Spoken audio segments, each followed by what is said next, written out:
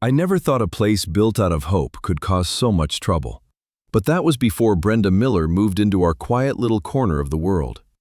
For 10 years, our neighborhood was the kind of place people dream of. We had a homeowners association, technically, but it was mostly for organizing the annual block party and making sure the little park at the entrance was mowed. It was a $5 a month affair, run by whichever sleepy retiree felt like volunteering that year. We were neighbors, not litigants. We helped each other out. I run a small business building custom cabinetry, so if someone's screen door was busted or a deck board needed replacing, I was happy to lend a hand. It was just what we did. My life, however, hadn't been quite so peaceful for the past few years. My son Leo was diagnosed with leukemia when he was 7.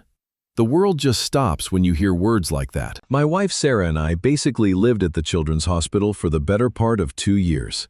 It was a blur of beeping machines, whispered consultations, and the kind of bone-deep exhaustion you can't sleep off. But Leo, he was a fighter. He endured everything with a courage that put most adults to shame. Through it all, he had this dream of a treehouse. Not just any treehouse, but a castle in the sky, a fortress where no sickness could touch him. It was his escape. When he finally went into remission, the Make-A-Wish Foundation reached out. We were floored. They wanted to build Leo his castle. The project became a community affair. Leo's oncologist, a wonderful man named Dr. Evans, who had become more like family, even got involved. He wasn't just a doctor. He had a passion for woodworking and structural design. He sat down with Leo and the foundation's builders, sketching out a design that was not only magical, but also incredibly safe and accessible, with wide, shallow steps and a sturdy railing, just in case Leo had days where his strength wavered. The whole neighborhood chipped in, bringing over lemonade, holding ladders, and cheering on the volunteers. The result was magnificent. It was a 2-level structure nestled in the strong arms of a massive old oak in our backyard, complete with a small deck, a telescope, and a little flag Leo had designed himself. It was a monument to his victory. Then Brenda Miller bought the house across the street. She was a recent widow from out of state, a woman who seemed to carry a perpetual cloud of dissatisfaction around with her.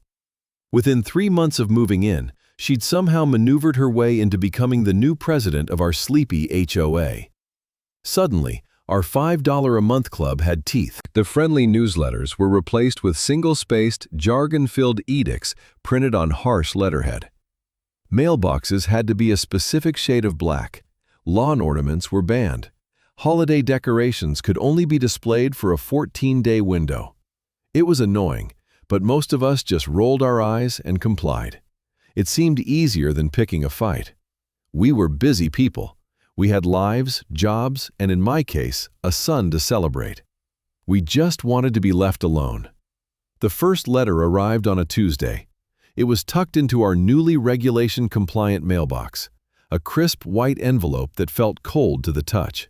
It was a formal notice of violation. The subject, unapproved and unsafe auxiliary structure. I read it twice, my coffee growing cold in my hand. Brenda, in her official capacity as HOA president, had deemed Leo's treehouse a violation of a covenant I'd never even heard of. It was, according to her, an eyesore and a potential liability. We were being fined $100 and were ordered to dismantle the structure within 30 days. Failure to comply would result in a $50 per day penalty. I walked out to the backyard and looked up at the treehouse. Leo was up there, his head bent over a comic book. He looked so peaceful, so normal. The structure was a masterpiece of craftsmanship, built with better materials and more care than most people's houses. It was bolted into the main trunk with massive corrosion-resistant hardware. Every edge was sanded smooth, every board secured. Unsafe was the last word anyone could use to describe it. I felt a slow burn of anger start in my chest. This wasn't about a rule.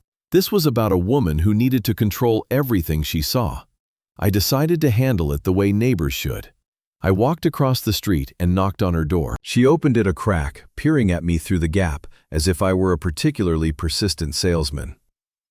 "Yes?" she asked, her voice clipped. "Hi, Brenda. I'm Mike, from across the street," I said, holding up the letter. I think there's been a misunderstanding about this." She opened the door wider, revealing a severe woman in a starched blouse. "There is no misunderstanding, Mr. Thompson. Your structure is in clear violation of Section 7, Article 4 of the Community Bylaws. All outbuildings must be approved by the Architectural Review Committee." "There hasn't been an Architectural Review Committee in a decade," I said, trying to keep my voice even. "Besides, this is a child's treehouse. It was built by the Make-A-Wish Foundation for my son." I expected some flicker of empathy, a moment of human connection. I got none. Her expression remained as flat and unforgiving as a concrete slab. "That is irrelevant," she stated. "The foundation, as you call it, is not a signatory to our covenants. The structure is unpermitted and, in my opinion, unsafe. It constitutes a significant insurance liability for the entire community." The sheer audacity of it left me speechless for a second. "His oncologist helped design it," I finally managed to say. "Dr. Evans. He made sure it was safer than a playground. It's over-engineered, if anything." "I don't care if the President of the United States built it," she snapped, her voice rising. "Rules are rules. They exist to protect property values and maintain community standards. You have 30 days to remove it. If you do not, we will place a lien on your property for the accrued fines." She then closed the door in my face.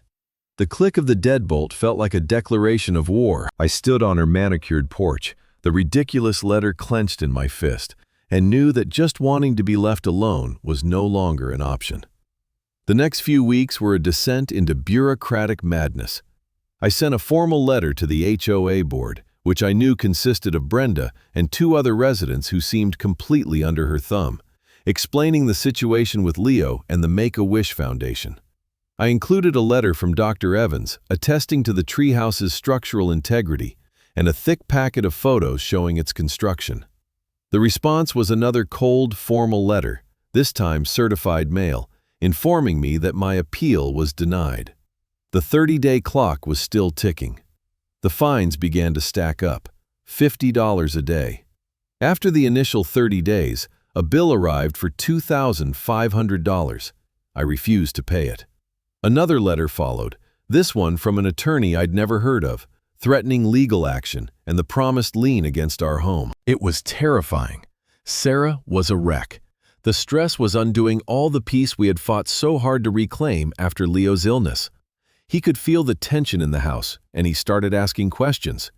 "Is the castle going away, Dad?" he asked one evening, his voice small. I looked into his eyes, the same eyes that had stared down cancer, and I felt a resolve harden inside me.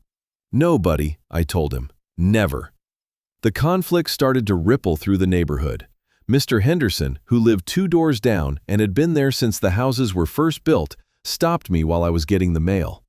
"I heard what that woman is doing to you," he said, his face etched with concern. "It's a disgrace." He told me that others felt the same way, but they were afraid. Brenda had been handing out violations for everything. The wrong kind of garden hose reel, trash cans left out an hour too long, a small crack in a driveway. People were getting $100 fines for trivial nonsense and were too intimidated to fight back. They were paying them just to make her go away. That was the moment I realized I wasn't just fighting for a treehouse. I was fighting for our entire community. Brenda's power came from our fear and our apathy. She was a bully on a small throne, and the only way to deal with a bully is to stand up to them. But I knew I couldn't do it with emotion or appeals to decency. She had weaponized the rules, so I had to find a way to use the rules against her. I needed professional help. I found a lawyer, a man named David Chen, who specialized in property law and had a reputation for being a shark when it came to HOA disputes. I sat in his sterile, modern office and laid out the whole story, from Leo's diagnosis to the final threatening letter from Brenda's lawyer. He listened patiently, his face unreadable. When I finished, he leaned back in his leather chair. "This is classic petty tyranny," he said. "These little dictators get a taste of power, and it goes to their heads. The bad news is, they can make your life miserable and expensive. The bylaws, however poorly written, are a contract you agreed to when you bought the house." My heart sank. But, he continued, a slight smile touching his lips, the good news is that people like this are almost always sloppy. They're so focused on enforcing the rules on others that they rarely follow them perfectly themselves. The HOA is a corporation, and it has to operate like one. That means minutes, budgets, transparent accounting, and adherence to state laws governing nonprofits. That's where we'll look. He gave me a clear path forward.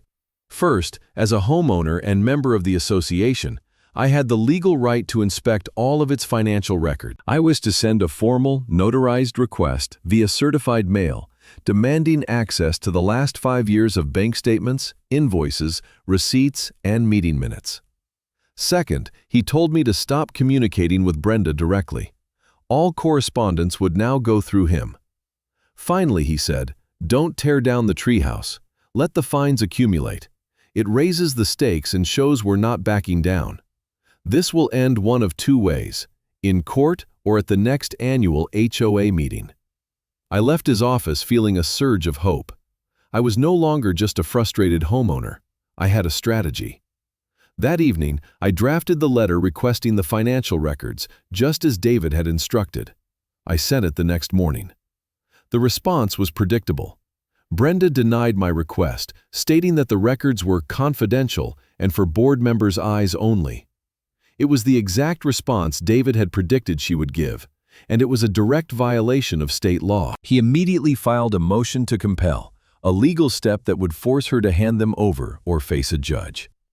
While we waited for the legal gears to turn, I started my own investigation. I spent hours in the county records office, poring over property deeds and plat maps for our subdivision. I read our HOA's founding documents and bylaws until I practically had them memorized. I was looking for a crack, any small inconsistency I could exploit. It was tedious work, but with every page I turned, my resolve grew stronger. I was a builder. I knew how to look at a structure and find its weak points. I just had to apply the same principle to Brenda's little empire.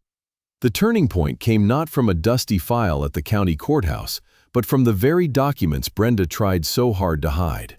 After a judge granted David's motion, a large, disorganized box of papers was grudgingly delivered to his office. I spent a weekend there with him, sifting through years of bank statements and invoices. For the first few years, things were exactly as I remembered. Small expenses for mowing the park, a few $100s for the block party. But the moment Brenda took over, the expenses skyrocketed. And then I saw it. A recurring monthly payment, always for several $1,000s, made out to a company called Premier Landscape Solutions. I'd never heard of them. The established local company that had always mowed our common areas was called Greenscapes, and their invoices were for a few $100s a month. These Premier Landscape invoices were vague, listing services like horticultural enhancement and seasonal aesthetic maintenance. I pulled out my phone and searched for the company. Nothing. No website, no reviews, no state business registration. There was, however, an address on the invoice, a post office box in a neighboring town. David raised an eyebrow. That's a big red flag, he said. Let's see who owns that box. A quick search of the post office box registry gave us the answer. It was registered not to a business, but to a private individual, Brenda Miller. The blood drained from my face. It wasn't just sloppy bookkeeping. It was theft. She had invented a fake company, was writing checks to it from the HOA account, and then pocketing the money herself. Over the past year, she had embezzled nearly $30,000 from our neighbors, from the very funds she claimed to be protecting. The fines she was levying against everyone for petty infractions weren't just about control. They were about replenishing the accounts she was draining. "We've got her," David said, his voice calm but sharp. "This is no longer a civil dispute about a treehouse. This is felony fraud." Armed with this bombshell, our strategy shifted from defense to offense. The annual HOA meeting was scheduled for the following month. It was usually a sparsely attended event held in the local library's community room, a place where people would nod along to a budget report and be home in time for dinner. This year, it was going to be different. Mr. Henderson helped me spread the word. We went door to door, not with anger, but with quiet concern. We didn't reveal the embezzlement yet. We simply told our neighbors that there were serious financial irregularities in the HOA's books and that it was critical for everyone to attend the upcoming meeting to demand transparency. We showed them copies of the fines they had paid and compared them to the budgets from previous years. The fear that had kept them silent began to curdle into anger. The night of the meeting, the library community room was packed. I'd never seen more than 10 people at one of these things before. Tonight, there were over 100. Every seat was filled, and people were standing along the walls. When Brenda walked in, flanked by her 2 board members, her confident smirk faltered. She clearly hadn't been expecting a full house. She tapped the microphone, the feedback screeching through the silent room. "Welcome to the annual meeting," she began, trying to regain her composure. "We have a lot to get through, so I'd ask you all to hold your questions until the end." She tried to launch into her prepared speech about property values and community standards, but the crowd wasn't having it. Mr. Henderson stood up. "With all due respect, Brenda, I think we have some questions we'd like to address now," he said, his voice firm and clear. A murmur of agreement swept through the room.